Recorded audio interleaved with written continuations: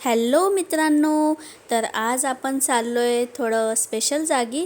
Actually खूप दिवसापासून माझ्या मम्मीचा प्लॅन होता की आपण जाऊया, मला कुठे तू नेतच नाही फिरायला, ब्ला ब्ला ब्ला.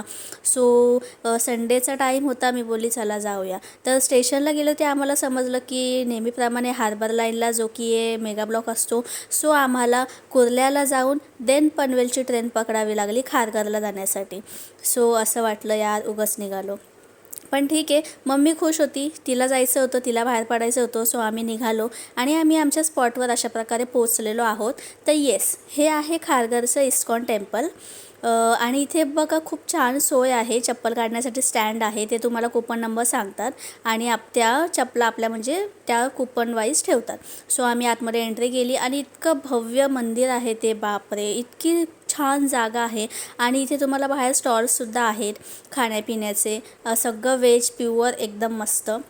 सो तुम्ही बघू शकता, इतकं छान मंदिर आहे, प्रेम मंदिर, खूप सुंदर आहे, मला तरी खूप आवडलं. सो आम्ही एंट्री केली आतमध्ये आणि इतकी गर्दी होती संडेला, बट खूप फ्रेश वाटलं, खूप मस्त फील झालं.